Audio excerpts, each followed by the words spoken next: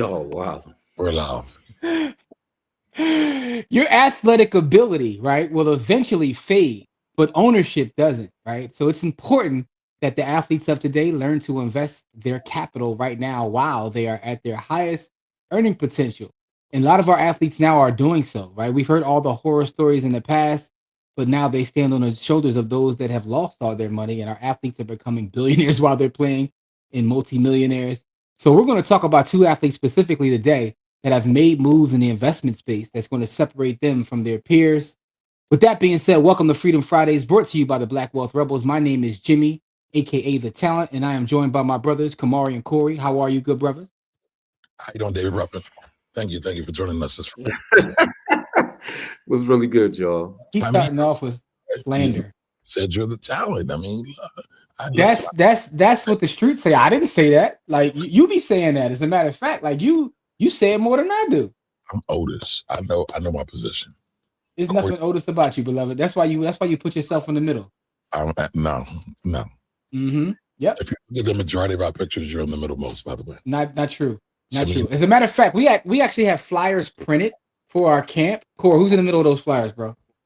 Well, we're not talking about flyers. We're talking about. I was asking Corey, but I see you're trying to. You wouldn't even let Corey speak, man. Corey, how are you, Corey? How are you, good brother? Don't do that, man. What I do now? What happened now? What's going on? Corey, you're always fine, man. Even when I try to recruit you to snipe the guy who snipes all of us, you be like, "My name's Bennett Knight." Oh, I don't snipe nobody, man. I show y'all brothers love, man. Y'all my both brothers. of y'all I don't snipe nobody, man. World-class snipers. I don't want to hear any of that. Both of y'all. Here we go. World-class snipers. Both of you. Hold up. Did she change her name to Babs Bunny? Okay. Is that a second page? Like, what's going on? Babs. Shout to Babs Bunny, too. Who's that? Oh, yeah. She took him off the band. She changed that a couple weeks ago. I peeped that too. I didn't peep. Okay, I didn't peep. But shout to Babs Bunny anyway, though, man. Shout to Babs, man. Babs is super dope, man. Yes, she is. She's always here. So appreciate you supporting. Appreciate you coming through. Happy Friday, everybody. All right, Jim. So you talking about athletes today, huh? Yeah, man. And shout out to everybody in the village. And if you're not in the village, please join for free by going to blackwealthrebels.com. We've been dropping content literally daily. Yesterday, I was dropping something. Kamari actually jumped on with me yesterday for a quick joint that's fire, that's out there now. I was dragged on. here he go. You see this guy, Core? Anyway, but if y'all go to the village, you'll see the content has been dropping. We've been putting a lot of work into making sure that the village stays laced with all kinds of content. Shout out to Jarrell, who's a member of the village, who's also in the chat. And we got a number of people watching live. If you are watching live, let us know who's here. We are going to do a Bitcoin giveaway coming up, later this evening.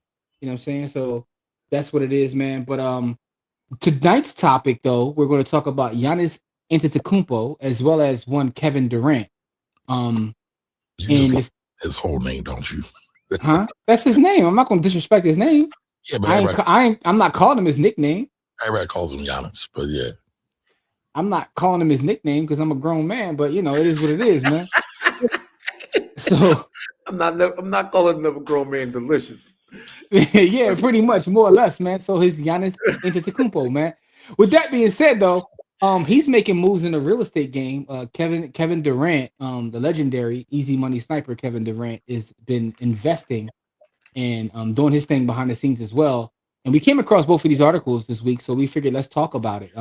Which kind of builds on the video we did last night. We talked about Eric Sermon from EPMD fame and his thoughts about investing. So this kind of builds on that. And by the way, I went and watched the rest of his Breakfast Club interview. Pretty dope, right? It was a dope interview. Thank you. Yes, for that. It was. Whoa! You think you? Hold up. Let's mark this down. 7/22, December 12th. Okay, Kamari saying something nice. My brothers' love, my brothers and sisters' love, man. So Kamari saying something nice. I gotta mark this down, man. Cut it out. Anyway, man. With that being said, for those that are watching us live, how are y'all, man? I want to check on y'all. How are y'all? I wasn't here last week. Kamari was slandering me. You know what I'm saying? But I wasn't here, but I'm back. You know what I'm saying? But I would never slander you, Jimmy. I love bro, you. You played the video about, you just criticizing me for saying pause. But it's okay though. It's okay. I forgive you. It's an observation. I forgive you. I forgive you, beloved. Also for everybody else that doesn't know, our camp last week was phenomenal, right? I think that was our best Saturday school that we've had thus far. And it's only going to get better. We'll be back on February, the first week in February, for another Saturday school in the Germantown section of Philadelphia, 108 East Price Street. Other than that, man, what y'all got going on, man? The room had to learn something. Learn a few things, man. Yeah, man. Jimmy, are you talking about this video? I want to say something real quick, just really on some real shit, like some real black man shit. I'm too old to do the pause, no homo shit. You brothers look good. Yeah, you really do. Y'all look preserved. Y'all look healthy. Y'all look happy. Y'all look aligned. I just want to tell y'all that. Thank you so real much. shit. Real. So was that the video you're talking about, Jimmy? That I played. Yo, shout out to the legend Omarion, man. I find B2K hilarious because they be going out on tour all the time, and then once Omarion get tired of them dudes, he be like, "All right, I'm going home," and they can't tour without him. He's done it like 3 times. Like once they get on his nerves, it's like, "All right, y'all on my nerves." Like so, They be talking about him too. I mean, listen, because he got all the leverage. He like, look, either y'all gonna roll the way I'm rolling, or what we gonna do? Like, this is what I need. Because if I go home, y'all can't keep going. Like, y'all can go home and I can keep it moving. But if I go home, Anyway, it's a shout to Omarion, man. Right. Happy Friday to you. Omarion is underrated, but I digress. Hey, Nicole. Omarion's dope. Omarion got some slaps, bro. He got some slaps, bro. Yes, he does. Anyway, man, let's get into against Mario. He got. Oh, that's because Mario's a sanger. It's a difference between having slaps and being a sanger. But Mario got some slaps. Mario got some slaps, but if I'm being honest, if I line up slap for slap, Omarion probably has more slaps than Mario. However, live performance is not close. Like Mario could actually he's a sanger, man. I say all that to say, man. Let's get into this topic though. Let's talk about our athletes, man. Hold on, we're okay before we get. You guys are more than Black Wealth Rebels. You are also financial Black Panthers. Oh, I love that. Leave that up for a second, man. I gotta take a picture of that. That's going on my stories, man. Financial Black Panthers. Shout out to you, sir. Shout outs to you. I gotta take a picture of that. That's going to my stories. What are you talking about? My fault. All right, Warren, man, you made me excited, man. Pause. Like that. That's a amazing comment. Thank you he can't help himself, man. You are boy. It's part of my language at this point, Corey. I don't even think about it. It's just like, Anyway, man, I want to start this conversation by talking about historically speaking, when we talk about our athletes, right? You guys have all probably seen the 30 for 30 that ESPN did several years ago, which talked about how athletes in general more than likely will be broke after their retirement. And I've known professional athletes that don't have any money. There was a story recently about Seabass, Sebastian Telfair, who's back in the projects after making millions in the NBA. That came out recently. We've heard how much money Mike Tyson blew through. So we've heard all the stories. But there was a shift in, several years ago. This next generation of athletes. Look, what are you doing, bro? Kamari is he lagging. Yo, he always overproducing, man. Is he lagging for you? Yes, he is. Now he's frozen. He's over there touching. You are frozen on both of our ends, bro. Yeah, bro. Yo, Elsa, you good? I'm not overproducing. I'm just saying. I heard you playing the clip, man. No, I all right, anyway. All right, chill. But what I was saying is this. We heard about the stories about athletes going broke, but a shift happened with this current generation. And those athletes have started to get into investing. They started actually seeking out financial help. I remember watching I think it was the Warren Buffett documentary that was on HBO. Either that or something I was watching in reference to him. And he was talking about how many athletes now reach out to him for advice. When in the past, they didn't even ask him questions. And he's actually mentored a couple like Adamik Sue, and also Terrence Crawford, right? Where he gives them advice and, tells them how to. But the fact is, what he was saying is, in the past, like he said, he chopped it up with LeBron, but he said the other two are like literally his mentees. Like he spent time with the other two. But what he was saying is, in the past, they didn't even like reach out to him, even if he made himself available. So there's a shift, is what I'm getting at in terms of the conversations, but also the actions, right? Because you can have as many conversations as you want, but if you never take action, what does it mean? So I say that to say, let's talk about a couple of these stories, Kamari. I know you're controlling the board. You may be choppy, like they're saying in the chat. Nothing right now. He is choppy, man. My man is choppy, like a December night in Chicago, bro. They calling you DJ Screw right now, man. But before you do anything else, can you pull the actual article up, or maybe pull up the slideshow with Kevin Durant? So you want to start with Durant? All right, we Let's start with Kevin Durant. We're going to talk about Kevin Durant. And while he's pulling the video, the actual slideshow of Kevin Durant, I do want to say something. Andre Iguodala, shout out to Andre Iguodala. I call him Iguodala. Me and Andre Iguodala once fought on the front lines for civil rights, but I digress. And by fighting on the front lines, well, I'm gonna send you a picture to show you. Me and Andre Iguodala was fighting on the front lines for civil rights, but that's neither here nor there. But he made a statement before. It was interesting. He was like, one of the reasons that Golden State had the success they had was investment. Right? He said that. Yo, come on! I don't know what you just said right there, bro.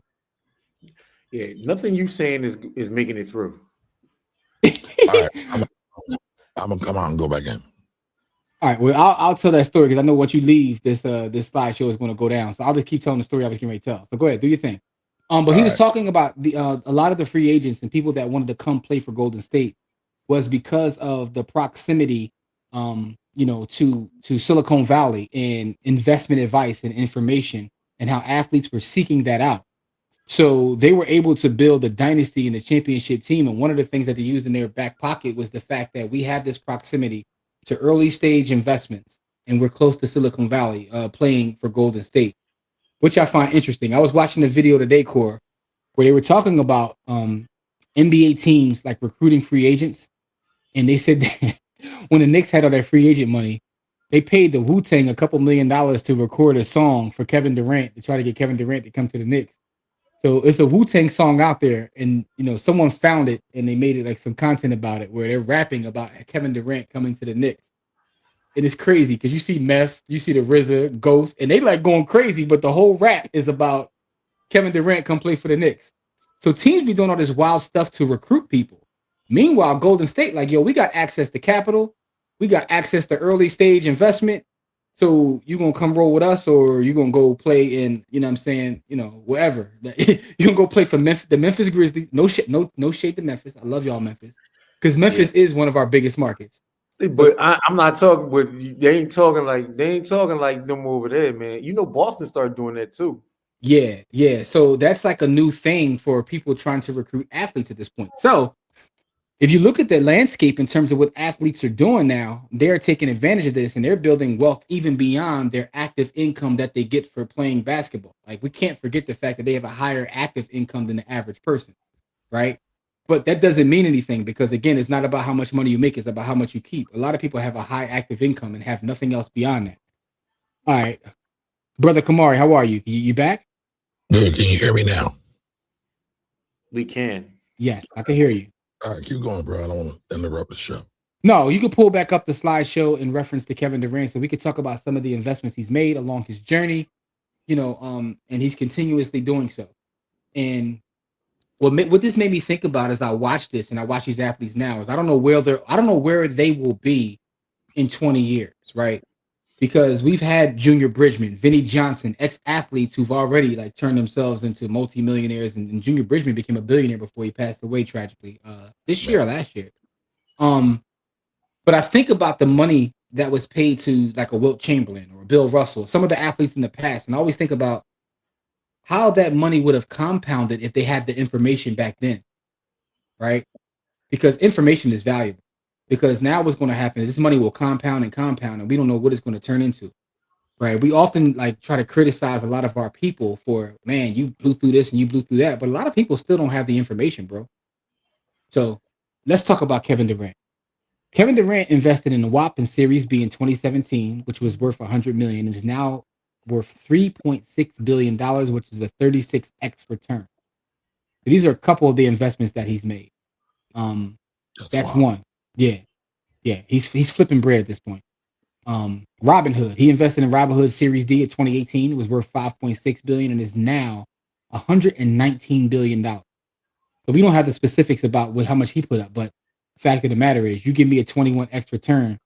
Let's just say he put a meal ticket in there. Let's say he put a half a meal ticket in there. It's still chicken. Acorns. I hate Acorns. That's another story.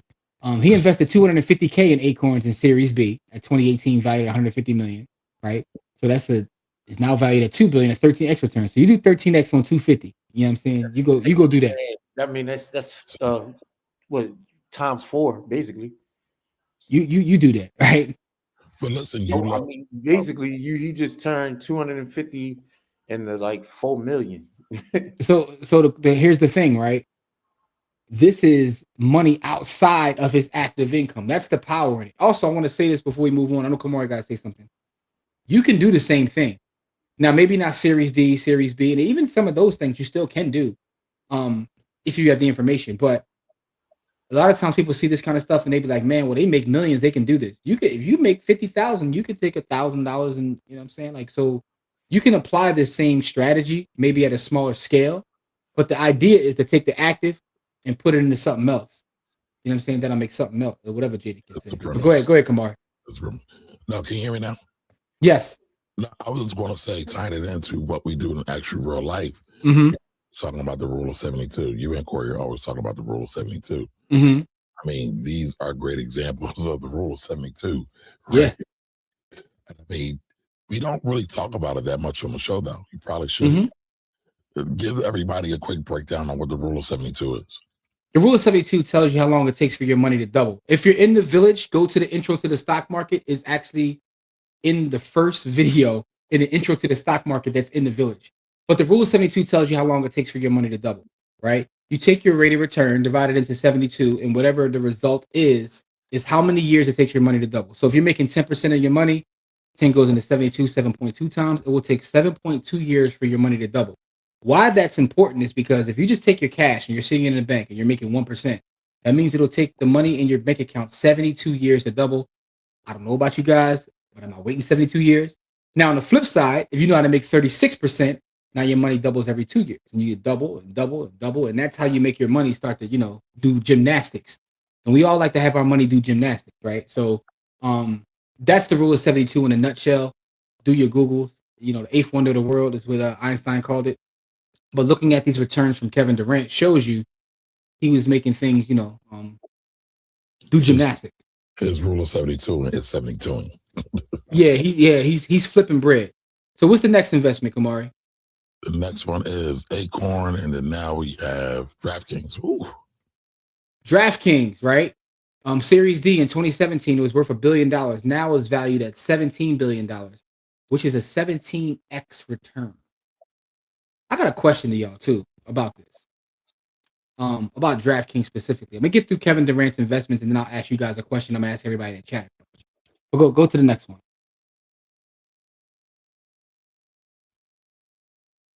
Coinbase. So Kevin Durant is also an early stage investor in Coinbase. He put up $250K in a Series E in 2018. Is now valued at $8 billion. Well, it was valued at $8 billion when he put in the $250K. Is now worth $75 billion, a 9x return. So you guys get the gist of what we're saying. They're saying Kevin Durant is actually one of the best investors in the world, is what the meme said. Because again, he got the opportunity and he's using his capital to make more capital, man. So shout to KD. Corey, what you say, bro? I say my man just turned 250 into 2.5 M's, like 10x that John. Like. And again, this is money on his side business outside of his main job. My man still got a job. That's the point. Like he still has a gig. He has a gig that he has to prepare for. Still going put to his practice, body on the line. He has to go to practice. He has media. He has a full-time job, probably more than a full-time job. Athletes, boy, the life of an athlete is tough. Like I know it looks glamorous, but they put a lot of work in. But again, this is just more proof that you could take the same approach, active versus passive, and do the same thing. So, I want to point that out. He's killing it off the court, man, as Warren Man said, man. So you got to salute him for that. Postmates, right? Series D, 2017 was worth $170 million. It got acquired for $2.65 billion in 2020. Another 15x. Cool, my man got a 21x, 30-something x, a 9x, a 15x. Kevin Durant is out here taking his capital and doing the Macarena with it. So, triple doubles. Right? My man hit grand slams and home runs all over the place. Yeah, man. Yeah, man. Listen, let's say this. Even if he got 5 failed investments at the same value, he still in one investment made all of that. Like even if he struck out 10 times, one of those investments covered it. That is the great part about investing. That's Buffett a fact. talks about that. That's Like a fact. baseball. All right, It's so I like think baseball. one more. All right, so he invested in overtime. Series A in 2018, right then it was 40 million, is now valued at 800 million. That's another 20x return. What is overtime? I'm not sure what overtime is. I never heard of it. It's a media company that like does a lot of I think it might be owned by other athletes as well. So it's a media company though. Interesting thing, man. Kevin Durant might be a better investor than a ball player. Kevin Durant's probably one of the top 10 ball players of all time. Yo, my man vicious with it. Yeah, man. But So shot. Iguodala's got some of the same investments though, right? I believe. Who does? Andre Iguodala. He does, right? Some of them, yes. But Kevin Durant also has like his own media company that creates a lot of content. And he has like his own fund. So Kevin Durant gets busy. But there's other athlete too that's getting busy, and a lot of articles have dropped about him this past week, which is funny, right? Because you hear like people like Odell Beckham Jr. salute to him as well. Recently, he went viral. We're talking about how making 100 million is not a lot of money, right? Which is why I saw the comment in the chat that says Odell need to hang with NBA folk. So it's a matter of perspective, right? Some people look at the money that they make playing their sport as just the money they're going to make, and some of them look at it as a seed. How do you see your money, right? And I can say the same for anyone, right? If you work as a teacher in a school, how do you see your paycheck? Is your paycheck for you to survive, or is it also a part of that to seed to do something else? I'm trying to plant seeds to stampede the globe. Great. You know, when I'm deceased, by then the beast arise like yeast to conquer peace, leaving savages to roam on the street. But I digress. My fault, Corey. Nas dropped today, so I gotta. You know what I mean? I understand. You know what's funny is because I'm not a Nas fan, it didn't drive me to straight to the We're gonna change the subject because I do not want to hear your Nas slander. There's no Nas slander. It's a good album. I'm not a Nas fan. How about this? I was more excited for the De La Soul album than I was for the Nas album. Best verse on air is Nas. I'm sorry, but go ahead. Okay. Right. I mean, I actually like the De La Soul album better because I like them better than I like Nas. Nas is a great rapper. There's something about him that doesn't jive well with me. He's okay. He don't stab enough people. Great. Which is also weird that you like De La Soul because they don't stab people either. Because Corey generally likes rappers that stab and shoot. Corey likes violence in his content, so this is kind of shocking to me too. And so, but anyway, I was really excited for the De La Soul album, but the album I've been most excited about is Wale. De La Soul was cool. I've enjoyed Wale's album the best so far. I haven't gotten to Nas. I'll get to it over the weekend. Yeah. Anyway, you like Wale's album better than De La Soul's? I enjoy it more. Yeah, I do. Oh man, I gotta listen. I do. But all right, I'm gonna leave this alone. All I'm gonna say is, Nas dropped, so it's a holiday. I'm gonna get to it over the weekend. I'm definitely gonna get to it over the weekend. But I know we got one more athletic superstar who's investing like crazy, right, Jim? Yes, sir. Yes, sir. Giannis Antetokounmpo. But wait a minute, real quick. You were about to bring something up when we talked about DraftKings. What was that? Got you. So I was talking to someone. They was like, "Man, you're killing it with the content, man." Like, and they were talking about like possibly hooking me up with someone to do some sort of a sports betting, type situation. And I was like, I don't want to.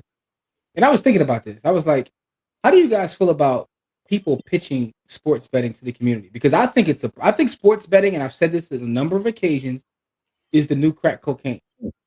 In fact, Kamari and I, right, it's a true story. Kamari and I were talking to some youth not too long ago. And Cora, sometimes when I mess with the youth, I'll be like, "Yo, if I give you $1 million right now, what would you do with it?" Just to see where they're thinking it. You get the answers like, I'm gonna help my family, I'm gonna save for college, I'm gonna do it. One young boy was like, "Yo, I'm gonna put these parlays in." He did. He definitely. And he said it with a straight face. He like, I hear you, OG, but you give me $1 million a day, these parlays getting played. Damn.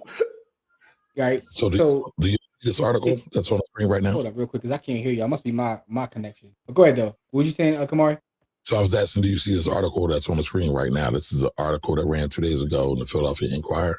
Philly is the #1 market for online gambling companies, and addictions helplines are ringing off the hook. I don't think either one of y'all hear me. I can hear Yeah, I can hear you. I can hear you. I can hear you. I'm good now. I just had to Damn, fix my I'm mic. like, I'm good. I saw that mean, article, by the way. You know what's funny? We had one casino within 45 miles of us about 15 years ago, and now there's about 15 casinos within 15 miles of us. Yeah, like it's ridiculous. Like, so I can see, like, literally in the infrastructure that's being built around Philadelphia and the surrounding areas where this can be super true.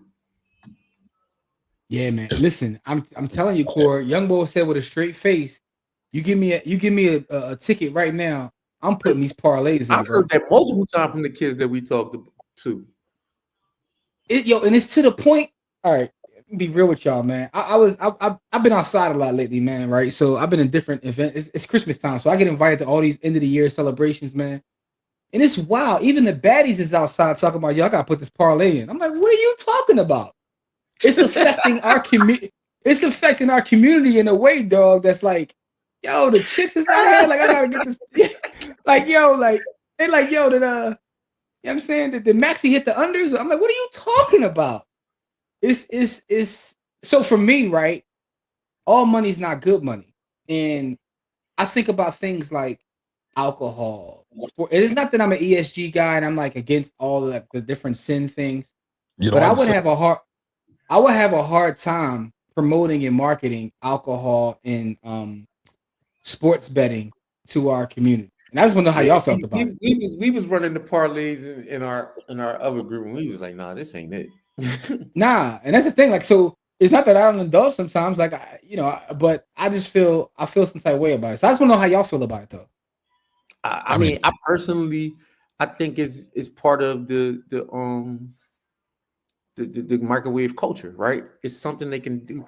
It to be honest, it's what's keeping the sports leagues alive, right? So no shots to these brothers, but I cut on TV. I see Jamie Foxx, I see Kevin Hart, I see LeBron, and they're all pitching sports betting, and I'm like, well, I can understand LeBron, and if they're in playing sports, they have to keep pitching the sports betting because that's what's keeping the people watching. Because I'm gonna tell you like this: I don't even watch games anymore. I only watch the games if I got to bet on them. Unless I'm a fan. You know what's crazy? You're like the 50th person to tell me that, but I think it's ruined fandom, right? Because now a lot of people I knew that grew up being huge sports fans only care if they got money on the line. Outside of that, they don't care anymore. Now, part of that is getting older, but the other part is they've touched on something, pause, and it's like, I don't know, man. It's just weird for me. So I just want to know how y'all feel about, like, if someone offered a bag to promote football because I got a fantasy football team. I don't even watch the games anymore. I put the red zone. I put the red zone on and watch my teams play on the red zone. So that's the question, and I see that in the comment. It says just because someone is selling doesn't mean you got to buy. I agree with that 1,000%. But I just want to know how y'all feel. Do y'all feel any sort of like trepidation about that? It's like smoking in the 50s and 60s, right? All the commercials, all the cool people did it, right? And all the so-called cool people are now going to be gambling. And listen, I'm probably like the only black man who doesn't really follow sports, right? So I feel kind of left out, but I don't gamble. I don't really watch sports that much. But the way I see it, I think it's sad. And I think it's going to be like the new digital crack. It's not going to be like it. It's already there. It is. You already wrote you just seen the article. I mean, I know, yeah. No, so I just wonder how y'all felt. So how you feel about this, Kamari? Somebody comes and offers us a bag right now. I want y'all to promote this sports bet now, and I'm gonna pay y'all X amount per month. What would your vote be, Kamari? No. And how about you, Corey? You don't even gotta ask me, bro. We've been through this already.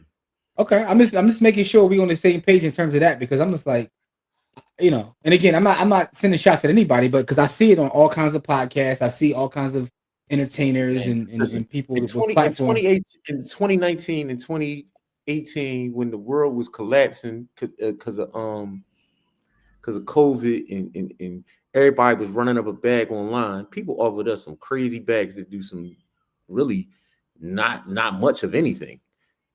but it No, didn't I know, job and with we New York. yeah, and that's when I knew Corey was my man. Pause, because I'm like, he said no to a lot of money.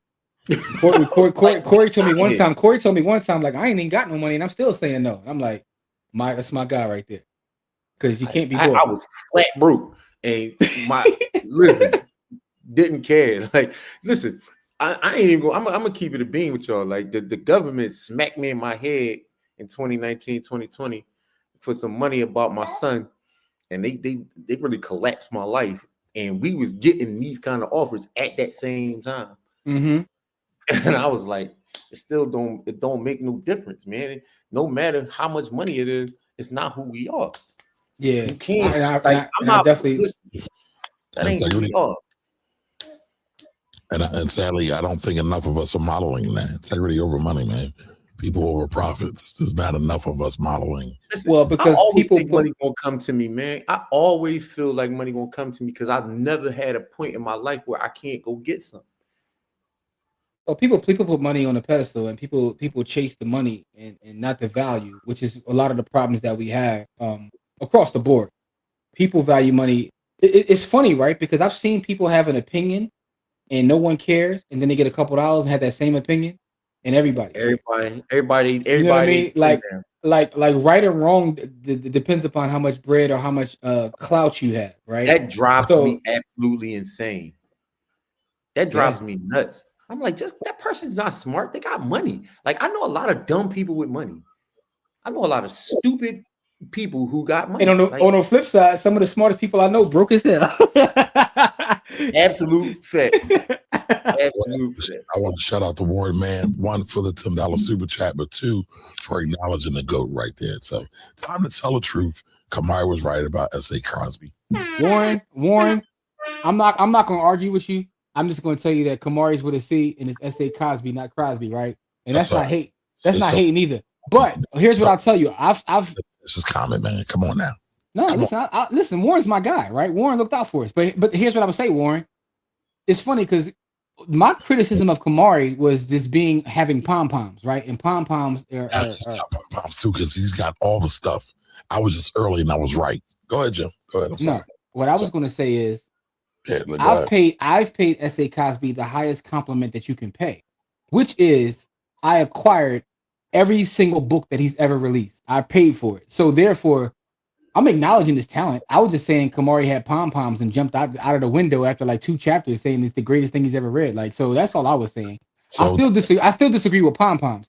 Here's the thing. I gotta do jazz hands. Hold on. But technically, I gave him the greatest compliment because I saw it early. And yeah, what's wrong with having pom-poms for a black author? We sitting there talking about sports betting. We sitting there talking about all the degenerate stuff that's going on. Hey, I'm pom-pomming. I'm fanboying for literacy. I'm pom-pomming for authors. Especially well, where I come from, right? Even if you're right, let's say you turn out to be right and he's the greatest author to ever live. I still don't believe in pom. I still don't believe you could say that after the way you did it. Even if you're right, it doesn't matter. That's where I come from. As long as there's a lot of bodies of work, man. It's a lot of bodies of work out there, man. It's kind of hard, man, to say that one person is the best. I didn't say the best. You did. You have. What I said. You did. That's not what I said. That's not what I said. I said he's calling the GOAT. Yeah, that doesn't mean he's the best. There's multiple GOATs. LL, who coined the phrase, said there can be multiple GOATs. Come on, y'all. Come on. Yo, greatest literally means there's none higher. It depends on which way you define that. No, that is no. In the dictionary, greatest means there's none higher. Great S-E-S-T means there's none higher. MC, Biggie, Jay-Z, or Nas? Nas. That's the answer. So I mean, you know. But people argue that all day long, right? It's still an argument. I don't argue. I mean, it's nothing to argue about. I'm talking about you, man. I'm talking about the peoples. People argue everything, though. That's just what people do. Like people. That's literally what the internet is for. You know what I'm saying? But I want to show you that in this book right here, it's called Sports the Book, which you can find at sportsthebook.com. There's a whole chapter in here that has a theory, and the theory is called the Table of Gods theory. which goes into the idea of what it means to be the GOAT or the greatest. I just want to put that out there. Like, it's already been written about it and broken down to its very last compound. So can we share the link so we can get some sales for that book, sir? Sportsthebook.com is the website. Sportsthebook.com. You can also find this in your bookstores and also online at Amazon.com, but I digress. Sports the Book. So anyway. No, I'm going to buy the book. I'm going to read the book, and I'm going to review the book, and I'm going to say Jimmy is a GOAT as well. I'm going to limit myself to Corey's definition of GOAT. Come on, that means none before it, none to come, man. Like, come on, I'm gonna tell you why you're gonna slander me. I wrote this book years ago, and I never slander you, man. I'm gonna tell you why you're gonna slander me. Though, right? I personalized Jimmy Pom Pom just for you, man. Because I might be the first author that uses pause in his literature. So All right. Listen, the next. I'm gonna give you an example, right? Because I actually let's get to Giannis's. All right, so you see this joint right here. Okay. Right there, it says no Skittles, right? So that was at the time that was a jargon I was saying, but I'm just saying, like, maybe the first author to use. I didn't use that in there. You ain't gonna get me canceled. Okay. I might have said no. I might have said no Bosch, but anyway, I'm sorry. Go ahead. So Giannis bought a Brooklyn apartment building for like $14 million. That was Arthur Affleck we was going to talk about, right? Yes. Giannis. So Giannis Antetokounmpo is turning into a real estate developer and investor. He's purchased apartment buildings in Milwaukee, and he recently bought one in Brooklyn, which is also funny because people are speculating that he's trying to get to the Nets to play ball. But anyway, looks like Giannis is turning into a bit of a real estate investor. He's putting his capital that he makes in the NBA and from endorsements into building, which is fire. And I mean, this is the building that he brought. I'm kind of impressed. That's a fire building too. Now I want to make sure. How many units? How many units is it? So according to the article, it was 14.1 million acquisition, 111 Clarkson, an 8-story. I counted 7 stories, but an 8-story, 28-unit apartment building. Jeez, that's he's getting that money back. He's getting that money right back. So Jimmy, what's the cap rate on that? Or if you would do a generous cap rate on that, what do you think it would be? So that's in Brooklyn, so that's a little bit different. My go-to cap rate, and by the way, you have to extrapolate the cap rate out of the individual market that is operating in. So don't even hold me to that. But I probably would give him like anywhere between a 6 and 8 cap on that, which will make his value extremely high. Because I think that's a layup. One of the things about New York real estate is it's a layup. Like, New York real estate is a layup. You literally just buy and survive. What I mean by that is you may have issues with tenants, whatever. If you're going to survive and just let time do its thing, time is going to do all the work for you.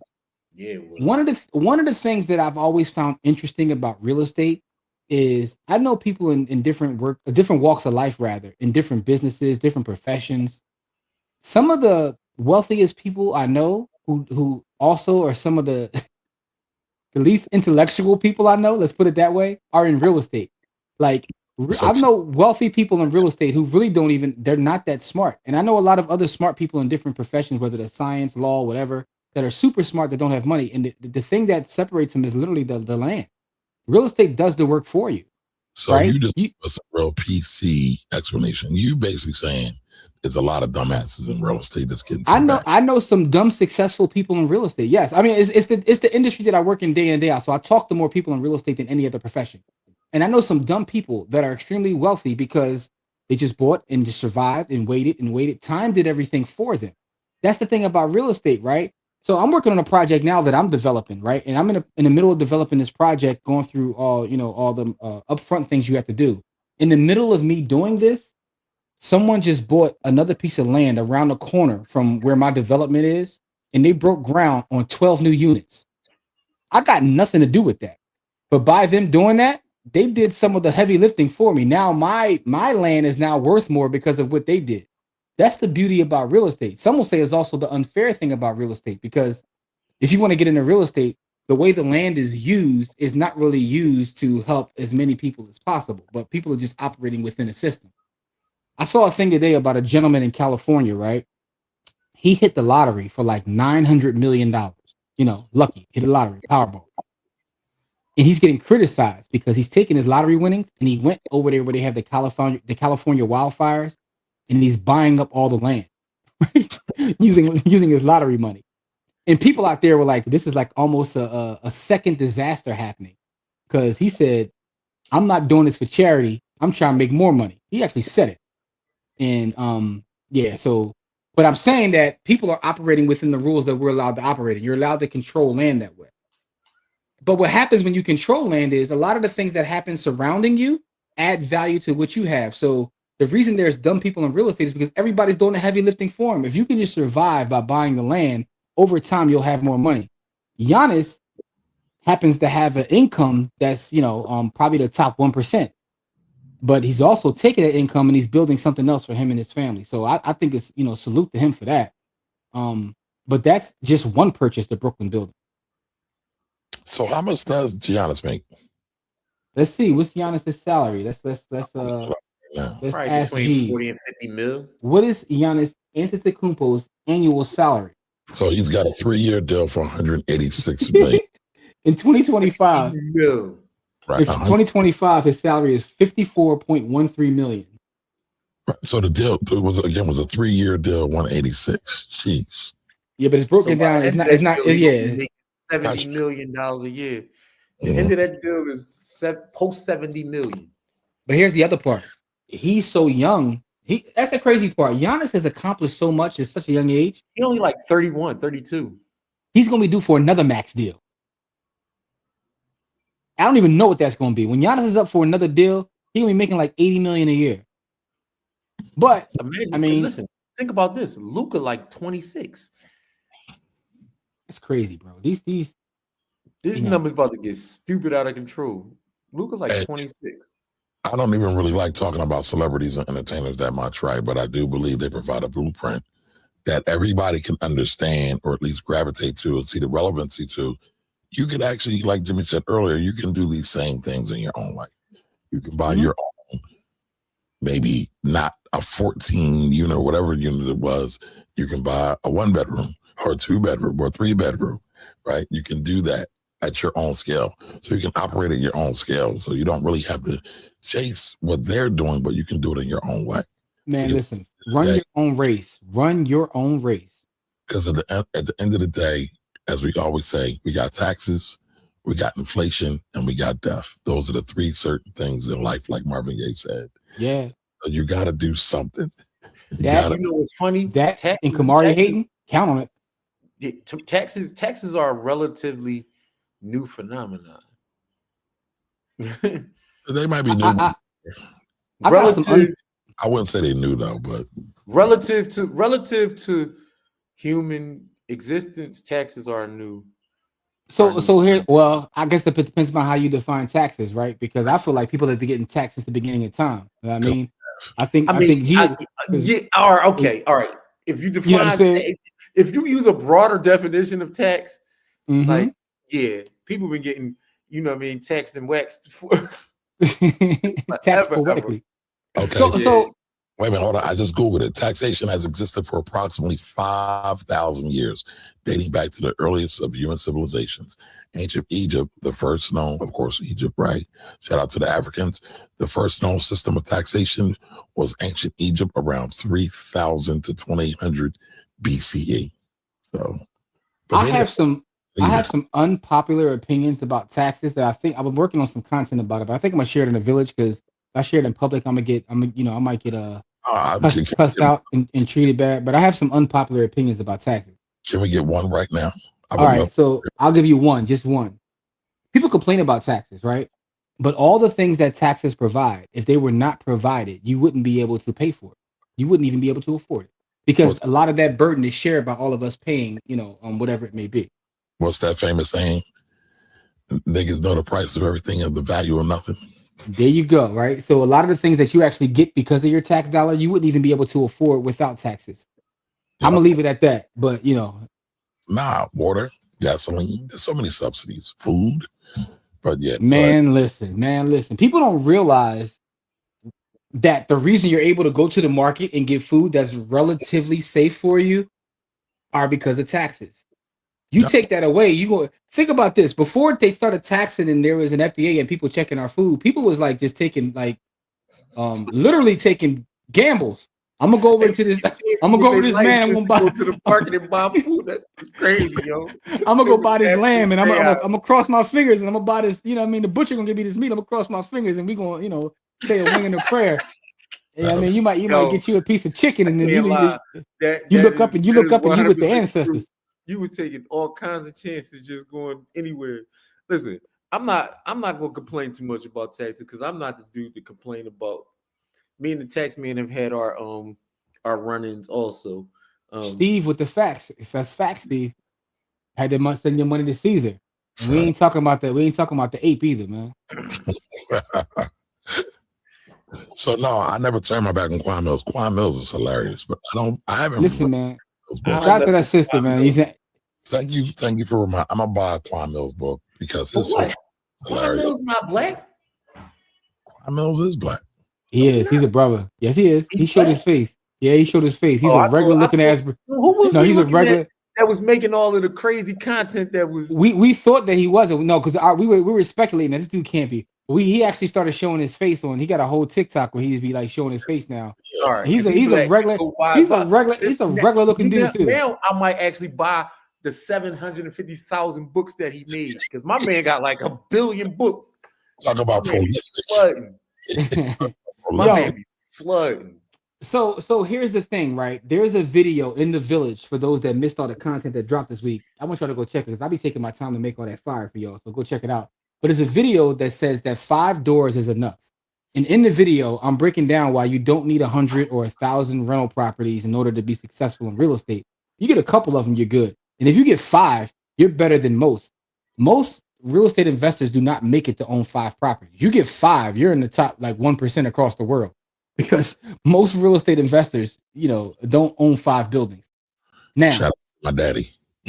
Yeah, shout out to Pops, man. But the thing is, watch that video and it's broken down why. So I sell that to say you can operate at whatever scale you have. Maybe it's not even a rental property. Maybe it's just you putting money in your Cash App to put in the Bitcoin or stocks, whatever it may be. But the idea and the strategy is still the same, which is why this video is important, man. Shout out to Ray Gun, man. Always saluting and sending the chat in, man. Just 5. I wanted to get the chickens for him. So he says, Jim, does your new construction lend anything to the Anton Daniels ball? I don't understand the question. Yeah, when you say lend anything, I'm not sure what you mean. Like I've seen his play and I've seen the videos you sent. There's something else we gotta go back and respond to, Kamar. We gotta respond to that video too. Jamal sent us that, right? And so we'll respond to it, but real quick, I like what he's doing. No, listen, Jamil, what I'll tell you is based upon you sending me that video, I looked into the strategies that he uses in business, and I got nothing but respect for how he operates that part, right? Because he has a clean strategy and it's super dope. He's buying the buildings, you know what I'm saying? He's running a media company, so that's super dope.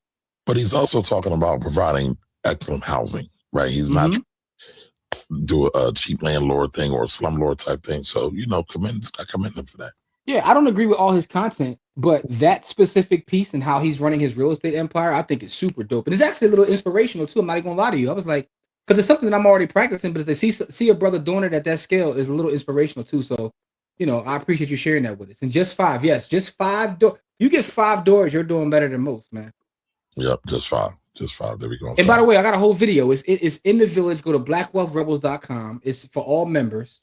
You know what I'm saying? And for the paid members, I got some fire coming your way. But I digress. Go ahead, Kamar. I don't want 5. I got a goal. I want 50. I want 50. He wants 50 doors. 50, not 50. 50. Yeah, he wants 50 doors, man. Hey, God, thank you, sir. Appreciate you.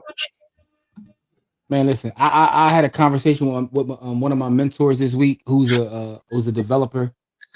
And some of the stuff he was showing me, man, I don't even care for 50 doors, man. I was trying to do some more development. Yo. Or you thought 5 mils was assuming no. Yo, Talcum got low. I ain't heard his name or seen him in a minute. Talcum got low. What happened to him? No. He turned Muslim and he be over in Palestine. All his content is about Palestine now. Oh, I haven't seen it. Maybe that's why. I didn't know that. I didn't even know he turned Muslim. Interesting. He was all up and down my timeline a couple years ago. Now, But what happened to the boy with the blue vest too? The boy that was a quote unquote civil rights guy. He used to wear the blue vest, and he ended up running for office or something. He was out here with Talcum too. Him and Talcum was getting busy. Y'all know who I'm talking about? He used to wear the blue bubble vest. That was like his go-to look. He was a Black Lives Matter activist too with Talcum. But are you talking about the boy from Baltimore? What's his name? Yo, if any of y'all in the chat know his name, what's the boy that used to wear the blue? I ain't seen him either. It's something Davis. I can't think of something Davis. Okay, so Jamel says I was meaning in terms of other investors driving up the comps in the area for you, but themselves as well. I mean, that's the thing. Yeah. So that's the thing about real estate, though. Other people be doing all the work for you. But I mean, that's a factor of the market, period, though. Whether the stock market, real estate market. Yeah, that's it. D. Ray McKesson. That's it, y'all. Y'all be on it. Y'all be on it. Yeah, I said D. Ray Davis. D. Ray McKesson. Yeah. D. Ray Davis is a comedian, ain't he? D. Ray Davis is a comedian, correct? Real quick though, Jarrell sent me an inbox. I gotta send it to you, Kamari. Like the video I did about the 5 doors, and I shared the video that you sent me that prompted me to make that video. And the boy, he was like, he thought one of them boys in there was you because the boy looked like you, and he was saying, "Is he any kin to yours, man?" So he trying to slander me. Wasn't slander. So that was the video I sent you, or that was something that he sent you. If you sent me the original video about 5 doors is enough. He was saying the gentleman in the video, whose video it was, resembled you. I gotta go back and look at that. Okay, all right. It wasn't slander, man. He said you're doppelganger. That's all. Listen, people say I look like a whole lot of people, man. It's crazy. Yeah. Like, anybody bald with a beard is Kamari twin, man. Yeah, man. People think you and Corey related, man. We brothers. Yeah, man. So listen, what do y'all think about? I want to know a couple questions, right? So I saw some comments about like people have to have self-control, what have you. I get that. My question to you is, how do you? I got 2 questions. What do you think about Giannis becoming a real estate developer and KD with these investments? What do you think about athletes actually taking a turn and now just changing the trajectory of how athletes are treating their capital? That's one. The second thing is the sports betting conversation. How do you guys feel about sports betting? What do you think about celebrities that market sports betting to their community? Do you feel any way about it, or are you just like, look, they're getting the bag, so let them get the bag? Or do you like look at them a little bit sideways? I just want to know what your guys' opinion is about both of those topics. So number 2, I think sports betting is fucked up. It's going to be fucked up, and it's the new digital crack. Have anything else on it, but I mean, addiction has been a problem. Addiction is always going to be a problem, sadly. And yes, you could talk about self-control, but there are a lot of people who are predisposed to addictive things. They need that, whether it's drugs, whether it's alcohol, whether it's women, whether it's sex, whether it's working out. People are addicted to these vices, and I think it's dangerous. I've been hearing conversations online, and I've talked to Corey about this because Corey be like pouring his heart out trying to teach people, and I'd be like, yo, they don't care, right? But he's a natural teacher, so Corey always wants to educate, and I'd be like, yo, these people don't care. And I think what I'm coming to grips with is that, and I'm not speaking to anybody watching us because our village is special. I really believe the people that rock with us are special. I really do. But as I spend time online and I see conversations and how people engage with each other, and even out in the real world, it makes me realize that the average man doesn't care about anybody else. Like most people don't care about any. And Diamond Dave told me this years ago, and I wanted to debate him, and I really can't debate him. I know he was right when he said it, but I think I had more faith in humanity than I do now. Or was your feelings hurt because you told you the truth and you couldn't deal with it? Diamond Dave always spits power. Diamond Dave always tells the truth. But I remember him telling me, he was like, yo, everyone's suffering. Because he was so, Diamond Dave be extreme, but he was like, most people don't even care about their kids. And I'm like, what you mean? He's like, most people care about their kids as in terms of how their kids make them look. But the average person only cares about themselves. But as I navigate the world, get older, get more experience, he's on to something, man. People don't even care about other folks, man. So I do say about that, but Corey, I want to hear what you have to say. About which part? Either one of those 2 questions Jim posed. About sports betting or about well, 2 things. The athletes actually making a transition from what we used to hear about athletes to now athletes are becoming early stage investors and real estate developers, all that kind of stuff. Like, what do you think about that transition in terms of because most of these athletes we're talking about are our brothers and sisters, right? I'll say this. most athletes aren't making the transition. I feel like it's the same thing they did to our larger community. Where they You think show it's us the the shiny, where they show yeah? us the shiny nickel, and they it's something going on behind the scenes where things is not, because Odell Beckham, you didn't see a Russian athlete running on there to say he was wrong. So what you're saying is there's probably more. You're saying there's more Odells than Giannis and KDs. It is. So I Okay. think that's the one piece. And two, I'm glad that there are a lot of younger and more polished investors, because I like to see, you know, those young brothers hold on to their money. But they got nigga habits and champagne money. You know what I mean? Like, So I'm glad you said that though, because that's a whole 'cause- other talk about this conversation. And I'm glad you said that because what's the brother's name? Anton Moore. He wrote an article years ago I read called like The Decadent Veil. And in his Decadent Veil article, he talked about how in the larger society they show us Oprah, they'll show us Diddy, they show us Jay-Z, like to make us feel like, hey, we got to be doing more. But most of us are broke, right? But they'll keep putting these people in front of us to say, hey, you know, you guys are doing better, right? You can do it. Yeah, Like, and it's kind of like so. And my thing is, it's not inspirational.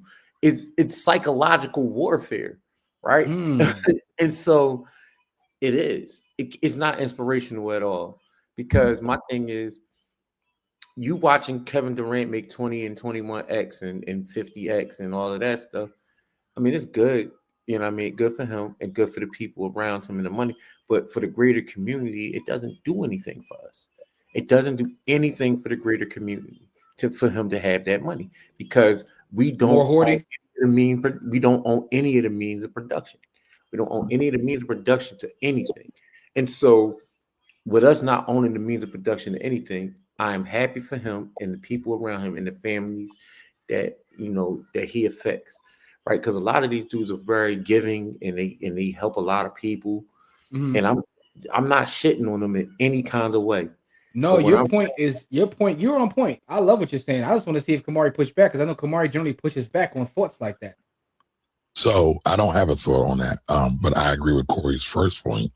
I don't think there's a major change in the athlete entertainer wealth creation dynamic. I think they are on Front Street. They're getting more popular. We have social media, so they are getting more highlighted now. But how many Kwame Browns are there? Right. You know, who's well, first of all, Kwame Brown is a success story. We're not talking, because Kwame Brown still got some of his money. Like, he's not totally broke. He got some, but the way he got ridiculed, he doesn't have the same level of a mass. That's what I mean. And the other brother, he got ridiculed because he was the #1 overall pick. And so the ridicule came from his draft status compared to where he ended up his career. Right, but they also correlated that with how much money he has or does not have. I know he's got his farm and he's got his tractors and all that stuff, but I'm just saying, like, it's not the uber money that everybody thinks athletes are able to make. And the second point of Corey's is like, I know y'all like to talk about the whole proletariat and stuff and anti-capitalism, but here's the thing. Human beings have always been stratified. There's always been an upper tier and a lower tier, whether it's capitalism, socialism, or whatever ism. There's always going to be a stratification. You're always going to have upper and lower echelons of people. I mean, you see that in the rule of, not the rule, the 80-20 rule, right? When you follow through the 80-20 rule, like when you'll see the majority of money goes to about 20% of the people, or 80% of the money goes to about 20% of the people, the majority of people who will drive on the roads, 80% of the people will drive on 20% of the roads. That factor seems to play out in everything in life. And so you're always going to have that. So I don't have a problem with that. I don't even think about that. So what you're speaking of is the Pareto principle. That's called the Pareto principle. Yes, it is. Finish, or you want to cut me off? Go ahead. Thank you. So I don't really care about that, because people are going to do what they're going to do at the end of the day. What I have to do, what Kamari has to do, is make sure I'm doing my very best for me, my family, and my community. So, go ahead, Jim. I know you had to push back. No, I was just telling you that what you're speaking of is called the Pareto It's called the principle. For Pareto one, principle. He wasn't pushing back I because he wasn't. was Yeah, I just wasn't pushing naming back. what you were saying. It was coming. Go ahead. And Hey I'm not. yo, hey yo. Come on. Now, Come on. now, Come on. no, it's not really a pushback. You feel how you feel. I'm not going to speak to your feelings. I just hate when people say this has always existed. Because things have always existed doesn't make it right or wrong, right? It's like if it's always existed and we're in the place that we're in now, maybe we should be trying something different. And I'm not saying that I have an answer to what that may be. I'm just saying that because we've always done this and because this That has drives me always crazy. existed, that drives me insane. It's like, okay, let's try to fuck something else then, because this shit ain't working for most people. I am all cool with trying something else. However, when a thing is a thing, the nature of a thing is a thing. If I'm in the same room with a tiger and I go in there and I say, oh, maybe the tiger will do something different and not eat my ass, I'm the dumbass who went in there thinking I'm not going to get ate. Yeah, understood. On the flip side, I'm glad a lot of my ancestors didn't think the way you did. They didn't think because this is what's happening and we just got to deal with it and figure it out. They did think the way I No, did. no, they didn't. They said, no, we got to do something different because this shit ain't working. It's what they said. No. But see, you're cherry picking because you didn't take what I said. I said my job is to do the very best I can do for myself, my family, and my community. And a lot of our ancestors did that exact same thing. And some of them said, I'm not doing my best. I'm breaking out and I'm breaking myself, my family, community out of this bullshit, and we're gonna move forward. So basically you said you want to be a good slave. Some of them. Oh, no. We're not going there. We're not doing that. He's potting right now, y'all. He's trying to get. No, I'm saying that's kind of what you're saying, right? That. We're not doing that. I'm not calling you that. I'm saying when you say that, I just got to do my best. I got to do my best within this system. Sir, you kind of did. Listen, if you said it, own it. I'm cool No, with it. because I wasn't saying it to disparage you. What I'm saying is the comments you're making. You're saying that I just got to do my best with what we got. And what I'm saying is I don't believe our ancestors said I have to do my best. They said, F this. I'm not doing my best within this system. No. I'm going to change this system is what they said. That's the way I look at it. That's my perspective. That's fine. That's fine. So when you see people, because me and Jim were in New Orleans together and we were in the Treme, right? Mm-hmm. It's a great village, a great community. What did they do? Many of them brought their family members out of slavery, and some would say they were still slaves. And so that's doing your best within the system as well. So it may not always look good. It may not always look pretty. Some people put them down. But what did they do? And they talked about this, right? They went and brought their older moms and they took care of them because sadly, you can't change the system, but they can do the very best you can in it and then make and fight for change at the very same time. I'll say this. I agree with part of what you're saying. And the other part of it, I think, is full of malarkey. Okay. And so we'll say this. I'll say this, right? There have always been people that have worked within whatever systems that are there because that is one way to better the lives of themselves and the people around them, right? Working within those systems to try to create a better life for the people around them. I'm not mad at those people.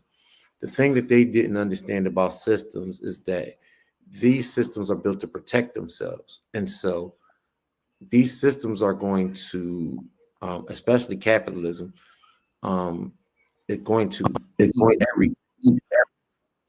And I mean everything, right? The sole job of capitalism, right? I don't care what your textbooks tell you. The sole job of capitalism is to move money from the many to the few. That is the sole job of capitalism, to privatize public things. Even a term called capitalism, that was always a thing. What I'm saying is, but that's what capitalism, that's not what the capitalism that people are getting fed. They don't have any idea what the actual job of capitalism to do. The job of capitalism is to privatize and make people pay for things that are publicly things, which is why they're taking all of the things goes back to Jimmy's point earlier about your tax dollars, what your tax dollars actually do for you, which is why they're making your tax dollars do less for you, even though you're being taxed at the same rate or more. Because the job of capitalism is to take things from from public sector and put it in the private sector and have you charged for it. That is what the job of capitalism is to do. It So is to take the money from the many to the few. I would say that's not a job of capitalism. It is. People That's the sole job of capitalism. So that's what people perceive the job of capitalism is. That's corporatism, right, at its greatest. Because everybody just kind of blankets throws capitalism under the bus, but they never talk about corporatism. They never talk about imperialism, because that's what's really happening. It's not necessarily capitalism per se. Capitalism is the daddy of imperialism. No, it's not. Nobody's ever seen true capitalism. Nobody in this country. Nobody has ever seen true. I'm sorry, Kamar. I had to cut you off. Nobody's never seen true capitalism, because capitalism is the daddy of imperialism. Capitalism eats all the other isms, right? Because the drive for capital. Pause. Super pause. No, that's not what I'm saying. I was laughing because it reminded me, like what Fred Hampton said. He said, racism is an excuse for capitalism, and he also said, he said white capitalism didn't solve white poverty. So the fact that we think black capitalism can solve black poverty is funny, because he said the same thing you said, Corey. And this is not me. This is Fred Hampton. About what capitalism actually does in terms of what it means in a textbook versus what it actually does in real life. So I would say the great chairman was wrong. And he's one of the people who quote this all the time. Corporatism and imperialism is what is the real problem. But I don't want to belabor that all day long. I'll say this. I mean, I'll say that. We need more A.G. Gastons, right? So when Martin Luther King was out there, right, because A.G. made it in the quote-unquote capitalistic society. And A.G. was not always on this right side of history. He was about getting his bread. But when he said, you know what, I've seen what's going on. King's locked up. He's locked up for fighting for me. I'm going to bail his ass out. I'm going to make sure civil rights people got a place to say. That happened because they leveraged capitalism. So we can debate all day long. Hey, listen, man. I'm not even debating you. I was going to leave you with this. Last thing I want to say about this whole conversation. Finish. Okay. Cut each other off, right? Well, that's because you're delayed. So it looks like you're stopped talking, but I don't know that you're got a talking. delay. So it looks like so I'm not trying to cut you. I'm not trying to cut you off. It looks like you stopped talking. Go ahead. Okay, well, I'm still talking. So what I will say is, at the end of the day, if we want to make things better for our community, we need more revenue. We need more money. Period. Whatever you want to call it, right? Whatever you want to call it, because Corey, you say this all the time. People are going to people. So I don't care about the titles. I don't care about none of that. Let's just get to the bread so we can help our folks. That's it. That's all I got. All I'm going to say, last thing I'm going to say in this whole conversation, man, one of my OGs who was a pure capitalist, he was purely about his bread. And he told me, he was like, I know this sounds hypocritical because I'm out here getting money. He said, but black people in masses rooting for capitalism is the equivalent of a chicken rooting on KFC. And I'm just going to leave it at that. So with that being said, though, let's see what the comments say, man, so we can do our giveaway and we can, get the rolling. How about that? My young boy been good tonight too, man. He ain't show up in the stream but 1 or 2 times, man. Shout out to Yusef. Yeah, man. Let's finish this up because Corey just jinxed it by saying that. So now he about to sit in my lap and beat my right here. Yeah, man. So we need a hashtag for tonight's giveaway. We had a lot of conversation. Somehow our talk about Giannis and KD led to a talk about capitalism. Shout out to shout out to Dina, man. Dina, we love and appreciate you.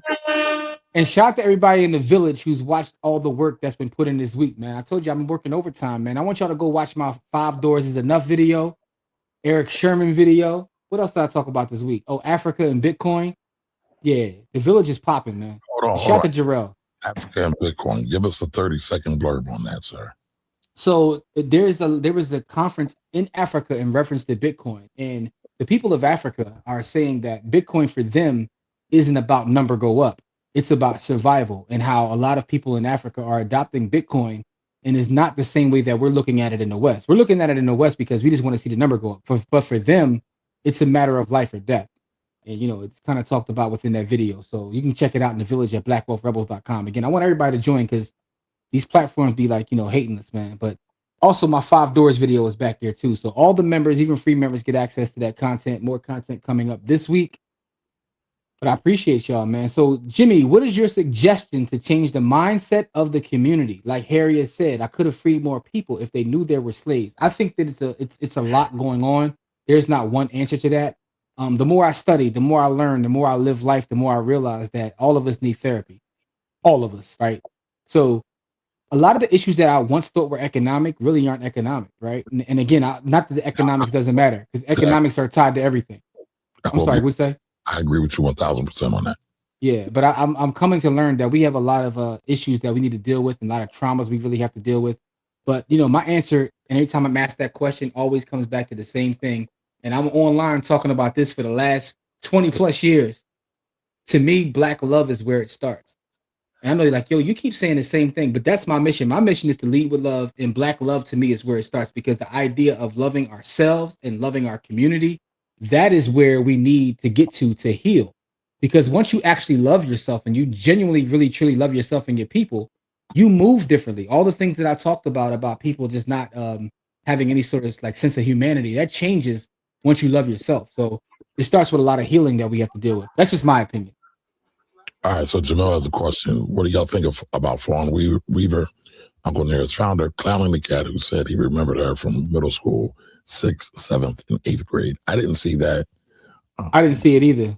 Yeah, so send it to us, and we'll go over it. Yeah, I didn't see that. I don't know what's going on. The man with the right. All right, what's up, Jabbar? Shout out to Jabbar. I just talked to Jabbar. I was asking Jabbar for his advice. I'm trying to structure a sub 2 deal, and I was asking Jabbar. Jabbar sent me some documents and paperwork already. So shout out to Jabbar. So he's for it. He's for it. Oh yeah, Kamari knows about the deal. So yes, he told me a way to structure it. He told me the maximum amount to pay. So Jabbar is a real estate genius. So okay, I'm just trying to put some couple plays together, man. There's theory and then there's real life. That's a fact. Need more banks. Banks, schools, land. Real mentor. That's our first. We got a couple hashtags. We got Giannis, grab land, investor. We got a bunch of them. 5 doors. $25 is $27,000. Listen, for those that won last week, LaJoya and somebody else went to Brandy E. Y'all sent me. No one sent me their lightning address. LaJoya sent you her lightning address. No, she didn't. She sent you. It wasn't the right one. She said she didn't send me a lightning address. I actually responded to her in the village and said, I walked her through. I walked her through how to get her lightning address. So she didn't, but yeah, Giannis. Yeah, I wanted somebody to put his full name just to see Kamari try to spell it on the joint. I'm not doing that. Hashtag love. I appreciate that. So love, that's your new name. Hey man, Jimmy Love. I roll with that, man. Don says, is rugged individualism a key component of group economics? Shout out to Don. No. Rugged individualism is a cancer, right? Yes. And this is why. And it goes back to what I was saying earlier about the shiny, the shiny nickel syndrome, right? The rugged individual shows you that person, that shiny nickel, that one person, that couple people. This is what I'll say about that. Just because a rose can grow in the desert doesn't mean it should. Right?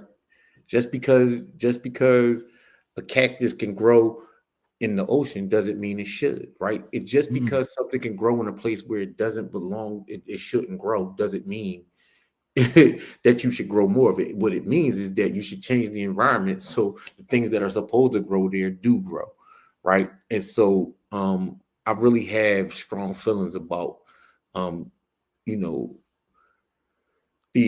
people that you surround yourself with, right? Again, Dr. Jawanza Kunjufu, and if you don't know who that is, go check out his work. He's a goat. He is my educational mentor. He is the person who my educational philosophies were built upon, right?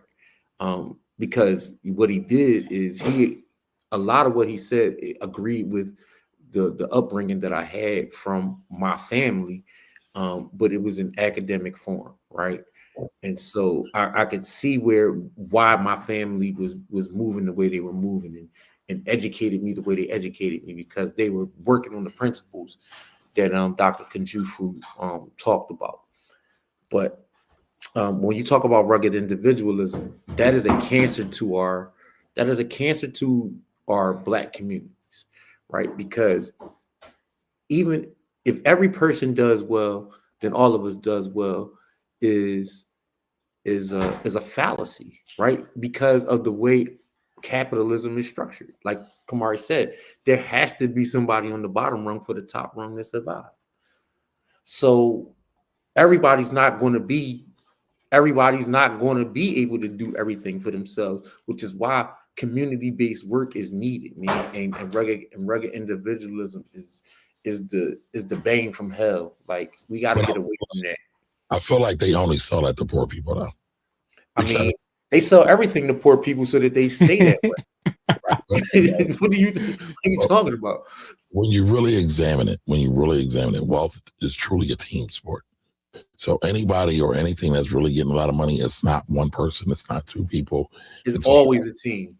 Right. It's a whole network. It's so many things going on, but it's not just one person doing it. So rugged individualism is a lie. I just want to put out there that my educational mentor is Luther Campbell, and my priority is don't stop, get it. So I just want to put that out there. I ain't mad at that. Or it could be don't stop, get it. But a lot of people's educational mentor is Mr. Paper Chaser himself. I'm a paper chaser. I got the block on juvenile. And to the moment I expire. And listen, it sounds inspirational until you actually listen to what he's saying. It's not inspirational at all. Like paper chasing to get you, but so far, man. Like, yeah, we need more capital, but you gotta have ethics. You gotta have a community component to everything that you're doing, or you're gonna stray off, and then your community is gonna suffer in a way that you can't fix. Right. So I don't know, man. I can't, like Kamar said, people gonna people, but the rugged individualism is not how we historically have thrived. Understood. Yo, what's some more hashtags, y'all? If everybody watching, more hashtags. Go ahead, Kamar. Since Corey brought up Dr. Jawanza Kunjufu, one, rest in power to that great brother. Rest in power to the legend. But also, get his book, Countering the Conspiracy to Destroy Black Boys. Now, he's got more than one book, but that got about 30 books, bro. That's one of his most favorite. And I think that book is not only important for Black boys, but I think it's also important for Black girls, too. So I encourage everybody to get it. Yo, also, Jamil already sent me this video. I didn't even finish watching the video, but I didn't know that Fawn Weaver was one of them people. Like, yeah, she Anyway, I gotta rewatch it. I'm not gonna judge her based upon just a quick couple seconds, but she ain't gotta play my man like that. All right, send it to me. Yes, sir. Got you. We got a hashtag. Is it going to be love? Is it going to be an investor? We got Giannis. We got investor. We got love. What else? I like hashtag love, man, because that's what hashtag 5 doors. I like hashtag grab land too. Giannis grabbed that land out there, man. Yeah. Like I was saying earlier, man. New York real estate is a layup. Like you just buy New York real estate and you go mind your business. If you can get past the border. Right. It's gonna cost you $150 to get in and out the city. Man, listen. Yo, I think that is the biggest scam in the history of Earth is tolls, yo. Listen, I used to go to New York probably 5-6 times a year. And most of the time it was to go, to Broadway to see, Broadway shows because I'm a fan of the, of the arts. I haven't been but once in the last. What's your favorite Broadway show you've ever seen? Lion King. I can't lie. Lion King. Yeah, I know a lot of people that say that. Second would be the joint about Alexander Hamilton. Hamilton to me, all right, this is an unpopular opinion. It's gonna sound crazy. So let me chill. I think Hamilton, I'm gonna say that. I think Hamilton is the single greatest piece of art ever made in any genre. I don't care if it's music, movies, play. That bringing all that together the way that brother did. Yeah. Hamilton, the two that I like, my two absolute favorites are Lion King and Hamilton. Lion King is fire. Anyway, I'm sorry. Kamari, what was yours? Also, I like Fela too. Fela was super fire. I saw it on Broadway. I haven't seen Fela. My number one is Fela. I've seen it 3 times.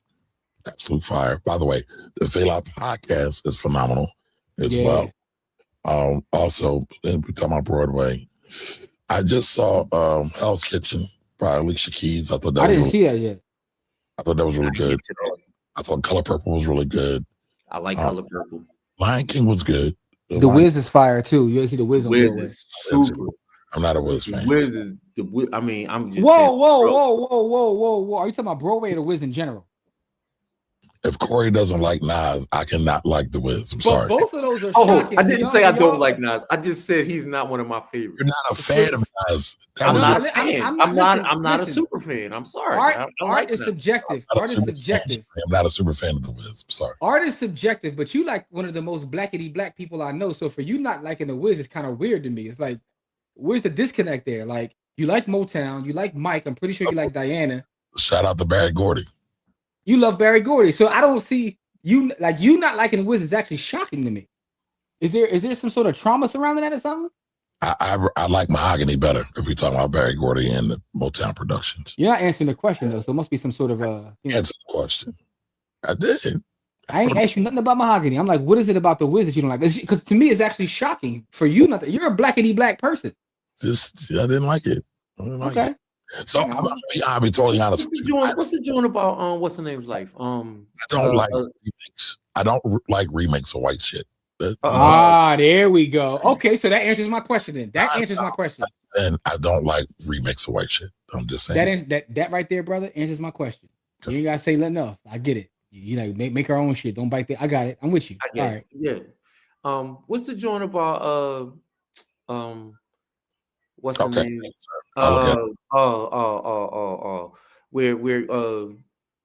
Where the sister sings the end song. Fire. Oh my God! It's about James Brown. About James Brown in his life. I don't know, but I saw Michael Jackson joint. The one where the chick that won the won the contest, Jennifer Hudson. The one where Jennifer Hudson sings the last song. Oh, Dreamgirls. I just saw that. I just saw that a couple months ago at the Walnut Street Theater. It was super dope. Oh, they brought it back to Philly. It was here for a minute. So, Jarrell, I think you're thinking about Pele, the Brazilian soccer god. Fela is a Nigerian. Yeah. Yo, so I listened to the Fela podcast you're talking about, right? And I knew a lot about Fela from interviews. I've seen the play, but in the podcast, I learned a lot. One is I didn't realize how many times the Nigerians arrested Main Man. Yeah.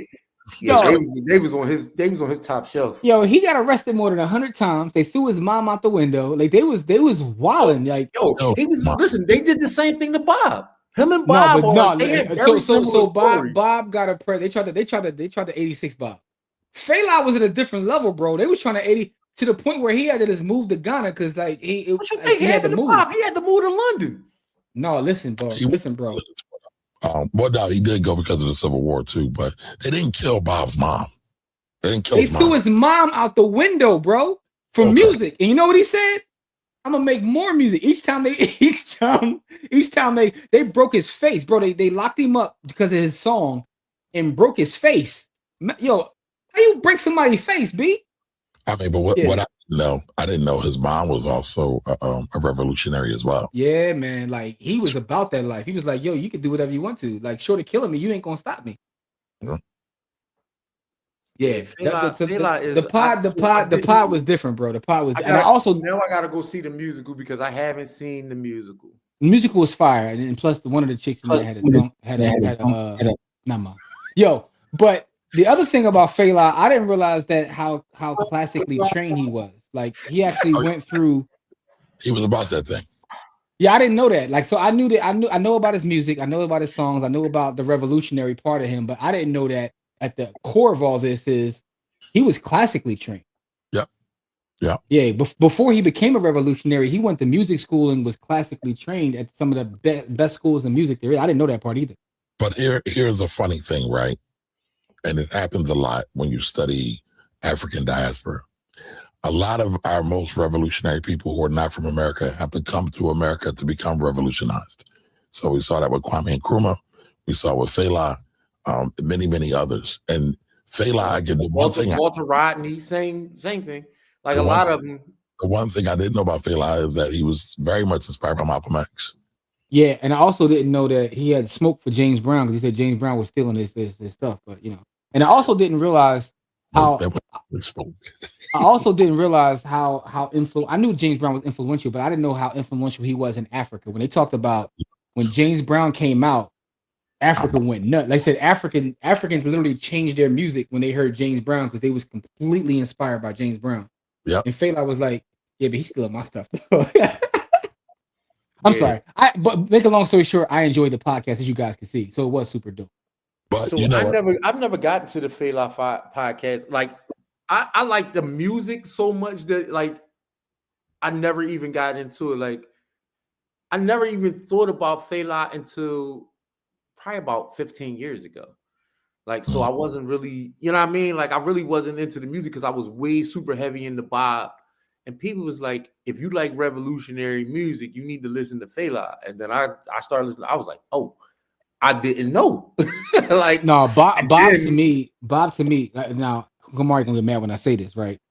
Because I love Fela, I love both of them, but Bob's music is far superior, in my opinion, because I think there's only like one or two people that have. There's only one person, honestly, in my opinion. Y'all know who I'm gonna say anyway. There's only one person whose music I think is better than Bob. There's only one person ever. Like, so Bob is top 2 to me. So I can't be mad at you for it. Like, Bob is Bob. Yeah, but the thing is, we was at a matter of fact, I was at a bookstore. I might have been at Hakeem's, and then I might either Hakeem's or the joint on Broadnary. And Black and Nobel, and they were out. You know, I was in there buying books, and I was talking about music, and then the young lady who was in the bookstore put me on to Fela because I had no idea who. That's the one thing I missed about Black and Nobel being there, right? It is, and by the way, shout to them because they carried my books too. But Black and Nobel, you will be put on to so much stuff just by being there in the mix.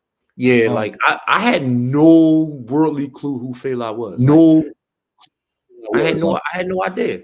And I don't know why I wasn't exposed to Fela, because I've been exposed to so much music and Afro-Caribbean music and African music that Fela should have been something that I was exposed to, and I just wasn't. And I had no idea who he was. Well, you got it now, man. So to me, Bob and Stevie are 1A and 1B in my musical standism. With that being said, though, let's get to the giveaway, man. What is the hashtag gonna be, y'all? Hold on, Jim. Gotta throw this out real quick. What does Stevie have in common with Fela and Bob? Revolutionary music. Both of them. They all black. No, but Stevie was kind of inspired by both of them. He definitely loved Fela. Definitely loved Bob Marley. Oh yeah, absolutely. Both. You can hear it in his music. Yeah, both of them. You can hear it in his music. Like Stevie, man, Stevie 101, dog. And after seeing him live, I just put it to another level. I saw the man damn near 80 years old, and it's the best concert I've ever seen in my life. All right, so Jamil says that Charlie Munger channel AI. I believe it is because they got Charlie Munger talking about Cherokee and Pinky. I'm like, dog, you can't be having Charlie Munger out here talking about random stuff. So I believe them joints are AI, bro. I need to see that. I'm exaggerating, but they have him talking about things like how Charlie Munger, like, yeah, the Eagles didn't cover last week. I'm like, dog, how you got Charlie Munger out here talking about stuff that Charlie Munger just don't talk about? So I'm exaggerating, but shout to Cherokee too, because because she be. I'm sorry. We not put a hashtag up there, y'all, because now please. My young boy, first of all, my young boy getting impatient, so I don't want this show to end with him screaming at me. He is stellar tonight. He's outstanding. All right, I'll call love. Hashtag love. All right, hashtag love. It is what it is. Don said it says it's AI in the description. All right, Don. So Don cleared it up for us. I knew it had to be. They got Charlie Munger talking about, yeah, I'm putting this parlay in this week. I'm taking the Dolphins. I'm like, cut dog, why you got Charlie talking about? Got Charlie Munger talking about stuff he ain't never seen before. Like, yo, what's going on here, man? Oh man, that's funny as that. Yeah, man. But Corey, you gotta take out that Fela pod. It's super dope. I learned a lot. Anytime I can learn something. With you, I've listened to one complete podcast in my whole life. You probably won't like this either because it's really an audio book and not a podcast because it's free, but it's one of the Audible free joints. I've gotten better with audio books because y'all have made me realize that I'm not gonna get through as many books if I don't do audio books. So I've gotten better with the audiobooks, but the podcast, like I just can't listen to them talk. Hey, Kamar, I meant to tell you too, Kamar. You sent me a book earlier. I get my credits drop on the 15th, dog. So I'm right on that. I'm getting into the ratchet rabbit hole with you.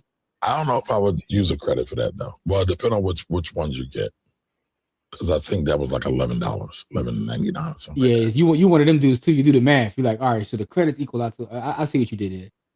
All right, so listen, y'all, be careful. It's hashtag L, lowercase LOVE. Is case sensitive? I don't know. It was case sensitive. Yes. I didn't know that. Case So, sensitive. Jamil, to answer your question, yes, I have. I got it from Larry's, the Larry's joint. In let me see. It's one at Larry's that you have to go look up Larry's Detroit style pizza because Larry's in Philly got one and I had it from Larry's. Oh, and also the Santucci. Santucci has been around in Philadelphia for my entire life, so I've been on Santucci's. But they did just let Beans open up his own Santucci's in University City, which to me is mad interesting because Santucci is a family here in Philadelphia. Yeah, and they don't let nobody in their business. Like so. I don't even know how that came to be. Like I didn't see any of his interviews. He talked about how it came to be or anything like that. Compete against Joey. Yeah, I'm like, yo, Santucci's is a family business. That's a family business. I'm like, how he get in with them? But salute to him for that though, man. Well, he a South Philly boy. Yeah. He's South Philly sicko, as he says. But I love the growth pause of Beans, like hearing him talk and basically take accountability for all the stuff he's done. To me, is super dope because. You know, I grew up in the era where Beans is outside, and this Beans you got now ain't the same. You know what I mean? I party with Beans at home. So man, listen, Beans is my Eskimo brother, but I digress. But I say that to say this, man. The you know, it's super dope, but I have had it, and it is. Hey, Jim, man, you gotta stop, bro. I'm just listen, man. Can I share my life? I'm just being honest. Stop, man. Bro. These are people, man. I'm honest with our people, man. But I digress, man. Listen, all I'm saying is, I'm answering Jamil's question, though. We're getting back to Jamil's question. Yes, I have. I had that one from Larry's. It's actually so good that it's scary. So I don't even want to talk about it because I'm trying to stay away from him. For our audience who doesn't know what an Eskimo brother is, you see, you making it worse. You bringing it back up, dog. You could have left that alone. No, I can't. You are hilarious, bro. Hey, Jamil, yes, I listened to that thing first thing this morning. I think it was like 12:30 when it dropped.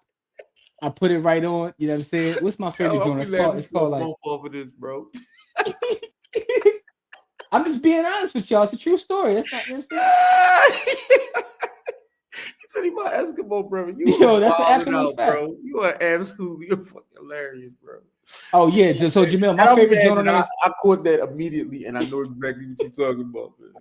Yo, Jamil, my favorite joint on there is called Get Ready, GIT Ready. That's my favorite joint on there so far. Oh, Primo actually has been getting cooked on Twitter and Instagram all day though. For what? They're saying that, you know, everybody's saying Nas rapping his ass off, but Primo didn't give him Primo like beats. They said Primo kind of like, you know, fell short on his project. Oh man. Now, I love Primo, right? But what I will say is this: the Nas Hit Boy is far superior. I will say that. And the other thing I will say is the best person right now. I can't say this publicly for political reasons, but you know what I'm getting ready to say. White boy. Yo, all the partner joints albums that he's doing, whether that's with Freddie Gibbs, whether that's with 2 Chainz and Larry June, even Erykah Badu, he is leaving Earth. But you know, that's another story. We could take that into the village for a hip hop show. Yeah, about what Eric Sermon's going to do with all these collabo albums. Did you hear the first one? I heard him, but I don't know which one you're referring to. The one that just came out. Oh no, I didn't hear it yet. One's out already. It's out already, and he got MOP on there, EPMDs on there. It's all duos. Yeah, it's all duos. Super dope too. It was, you know, I like outside the box stuff. Yes, I'm talking about Alan the Chemist, but you know, I'm not gonna say it for political reasons. The AZ and Nas joint is super fire though. All right, so how many people we got right now, Kamar? We got 10 folks. We got way more people watching. We got way more people watching. So listen, a couple more minutes and we're gonna close this out, man. Matter of fact, we can close it out now. A lot of people are misspelling it. Y'all don't want this chicken. It's all good. A lot of people are misspelling it. They're doing capital L and not lowercase L. All right, remember Lowercase this, y'all. love. Lowercase L, Love. Or whatever Music Soul Child said.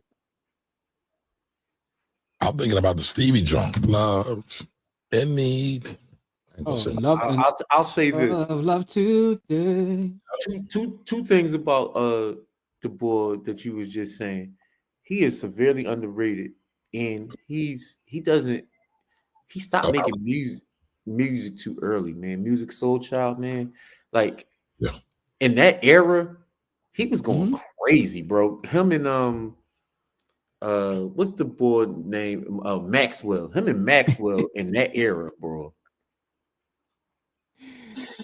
I'm laughing at Jamil, Alan the Chemist, and Alan the Prophet. No Alan the Prophet, dog. Yo, shout out to Maxwell. Maxwell get money once a year. He run the bag up. Y'all ever see the Maxwell cruise? Yeah, man. I was putting Kamari down with the Maxwell cruise. I was like, yo, Maxwell runs a cruise every year, the Urban Hang Suite cruise, where he gets a bunch of R&B artists and he puts them on a cruise. I'll say this about that album. I canned a lot of yams to that album, bro. That joint. See, now you talk about me. You out of pocket, bro. All right. That album was crazy. But peep the Maxwell play though. I think it's super dope because it is. He gets a bunch of R&B artists. I ain't gotta go. You get out on the boat. Come to me. So think about this. Think about if anybody's ever been on a cruise. Every night is something going on, but every night you go from having like, you know what I'm saying, like Kim, and then the next night you got like Johnny Gill. Like you got all these R&B artists. Every night you go into a show, basically. That's super fire.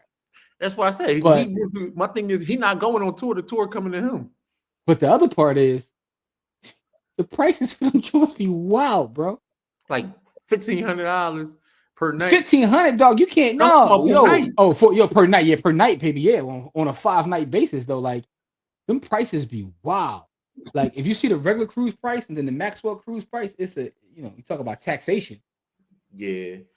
Shout out to him though. He figured that out. That's a fire little hustle. Listen, bro. If you can get people to pay $7,500 over a week, you know what I mean, to hear you. Listen, man. You know what I mean. I ain't gonna lie. I thought about going to the Jonas in February 2026 only because my favorite current GOAT is going to be one of the R&B acts on the next Maxwell cruise, which is PJ Morton, by the way. By the way, real quick, while we give a couple more minutes, what did you think about the PJ Morton biography that I told you to read? That was excellent. It was excellent. Oh, thank you. Okay. Good luck. Thank you. See, you thought I was gonna say something crazy. I did. I like it. I just like Eric Roberson better. That's all. You say what? I just like Eric Roberson better. That's all. No, I have no problem with you like Eric Roberson better. I think PJ Morton is better than Eric Roberson. I think Eric Roberson is super dope though. Okay. I like R&B music, so All right, so I need y'all to listen to a young boy named Jalen Naganda. He got about 50 songs on Apple Music. Yeah, I'm gonna need you to text me that name because that sounded Jalen Naganda. I don't know who that is, but Jalen Naganda. Put that in the group. Put that in the group. He got the Ozzy brothers out there. He got the Ozzy brothers, Kim, Lucky Day, Kelly Price, PJ Morton, Moonchild, L. Varner, and Tweet, and more. Who's the and more? Okay. Yo, do you know who Moonchild is? That's somebody changed the name of Moonchild. Who was that? So she's super dope. She sounds very much like Erykah Badu. She's a 6F sister, but she sounds very much like Erykah Badu. My question is 6F for a sister. There's no 6F sisters. Come on, man. Yo, how much did he have to pay the Ozzy? He got the Ozzy's on the boat. What was that check like? I know Ron ain't come for nothing like, you know what I'm saying? He had to cut he ain't coming for nothing but the profit, man. Nothing but that. Yeah, Mr. Biggs got that. They had to cut him a nice check pause. Like, all right, let's get to this Bitcoin giveaway before we all say something dumb. Well, at least me, because I'm getting tired. Jamil said that you rock with music as the hustle. Jamil, that right there is probably where he lost people. I don't know if y'all remember that. But that music was actually good though. The hustle stuff was good. To you. Okay. Yep, that's the dude from Liverpool. Yep. Corey, do you remember when Music Soul Child changed his name to The Hustle and started rapping? No. Yeah, he did that. And so no. So I don't have that bad memory of him because I just want to sing music, you know what I'm saying? Yeah. I gotta run. I got clients calling me. All right, let's get it, man. Let's go. Let's go with the 10 we got. You know what I'm saying? Somebody is a small pool, so somebody got a nice chance of winning. You got 1 out of 10 chances. You know what I'm saying? Let's go. And the winner is good luck to everybody.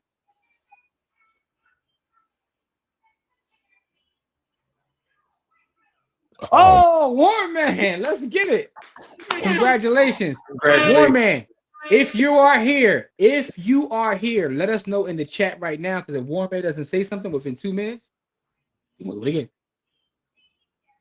But shout out to Warren for giving us that $10 super chat. I know, we get right back to him. You know what I'm saying? We give about a quarter. That is good juju right there. That's right. See? I mean, you put the super chat in there, that's good juju. Warren is here. All right, Warren. So here's how you claim your prize.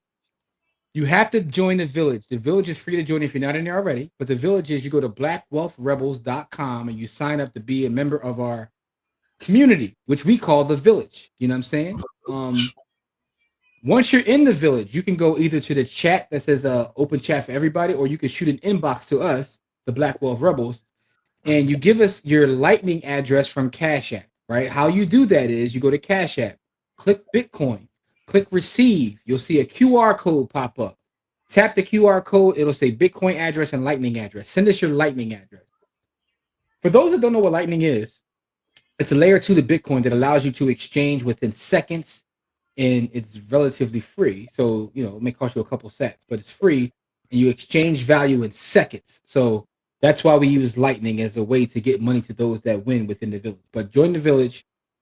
Go to your Cash App, hit Bitcoin, hit receive, which is the up arrow, down arrow. See the QR code, tap the QR code. Oh, that's new raw, man. I didn't know that. All right, so never mind. But you know what, though? I get that. I didn't realize that was the same person. I swear to you, I didn't realize that was the same person. All right, never mind, man. I didn't. YouTube is changing all y'all names, huh? Yeah, they doing something. Oh, you got a big body being, huh? All right. I want to ask our audience: did anybody look up where Eskimo brothers were? Yo, chill, bro. Yo, chill. I'm gonna look. Chill. Yo, man. Yo, shout to my brother Beans, about man. this for forever, yo, forever. Shout to my brother Beans, man. That's all I'm gonna say, man. Y'all out of pocket, man. Y'all out of pocket, yo. All right, y'all. So, New Ramen, hit me up in the village. Send me your Lightning address. I got you right away. As soon as we get off here. For those that won last week, you didn't get it. Like, you gotta give me your Lightning address. I got you. You know what I'm saying? Everybody else, make sure you're in the village, because we didn't come on live Sunday, but we dropped content on Sunday. Yo, man, see now Kamari is really out of pocket. Listen, we love y'all. We appreciate y'all. Make sure you're in the village, because even if we're not live, some content will be in the village on Sunday. Maybe alive, maybe not alive. But we love y'all. Peace. Y'all be great.